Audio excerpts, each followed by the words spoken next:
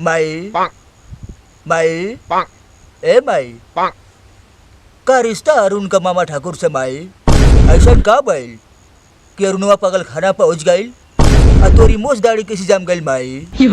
हम अरुण के बारे में सब जानल चाहते हैं माई, बताओ माई। का अरुण के बारे में जानल चाहता बाबू? वो कर सारे की बहन हवा। ऐसा बात ना माई, अरुणवा के तो मैं कई बार देखले रानी ताड़ी खाना में, साला एक लबनी के ताड़ी अकेले पी गल माई, तब से वो हमारी दिल में बस गए माई। हम तोरे बारे में अरुण के बारे में सब जानल चाहते हैं माई, ताकि हम अरुण के इंसाफ दिलवा दी माई। का बतलाइए बाबू अरुणवा के बारे में? तू तो गलवा वही ना खोइए हो, वो करी बारे में सुन के हमारा दिमाग खराब हो जाला। अरे का ना कैला कवन करम ना कैला बाबू। अच्छा कबो चीना की लड़की के फलाना की लड़की के कर संगे दुष्कर्म ना कैलस लौटियाना। कौनो गाँव गुड़ा की लड़की के ना छोड़े बाबू। मुखी में ना पकड़ा कि नहरी में ना पकड़ा कि स्कूल में ना पकड़ा कि नहरी में ना पकड़ा, कहवा ना पकड़ा बाबू। अरे वो कर अब बाबू सुना एगो हम बात बतलाओ तनी, मन धन का बढ़न ठीक है, मन का बढ़न ना ठीक है ये बाबू। ये तो सही बात है माई। यही तरह करते है बाबू, मामा ठाकुरवा की लड़की से फंस गया। हाँ बाबू फंस गल, बस उसकी एहसास पकड़ के मरल सो लौटियाना के तना मार मरल से तना मार मरल से तो करे गाँठ पकड़ चाम छिलाएगा। हाँ और पकड़ के तना खोपड़ाई कुचल सो लौटियाना के पागल हो गए बाबू। काऊ कर बात ले ले बड़ा। हम समझ गए भाई, यानी ये सब काम मामा ठाकुर का।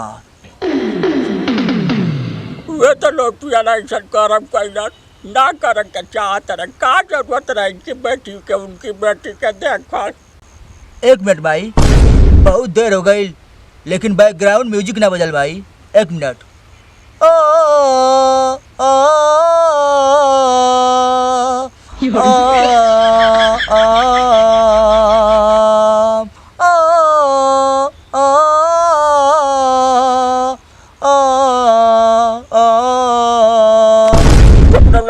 का म्यूजिक बगावत हवे।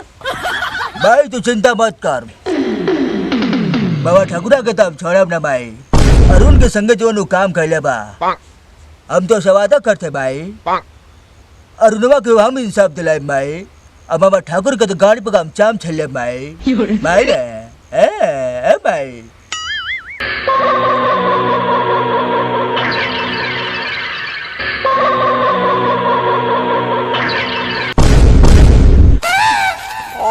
बाबुआ और तो मामा ठाकुर बाबुआ।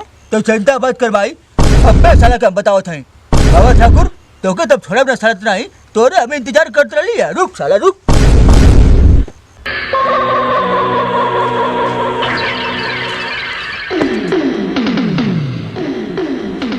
अरे बाबा ठाकुर हमके तोरी बारे में सब पता चल गया बाबा ठाकुर कि तू अरुण के मार मार के पगल खाना पहुंचा दे।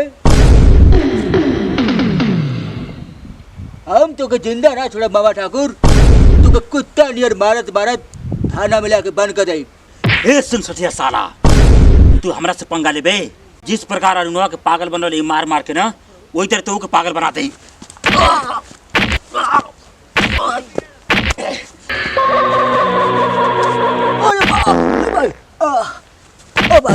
आज लौटिया नहीं तो गलवा लौटिया मारे लगल भैया, अब उसे भागे के पड़ी।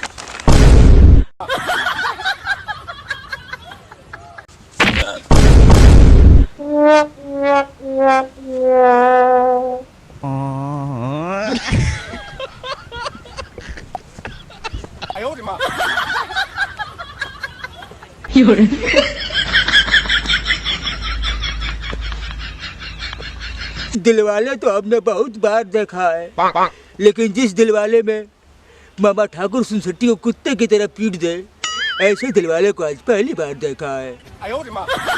तू कैसी माँ है रे? मैं पिटाता रहा और भाग गई। अब मैं कैसे इंसाफ दिलाऊंगा माँ? हे बाबू लबा कहाँ गई माँ, कहाँ गई?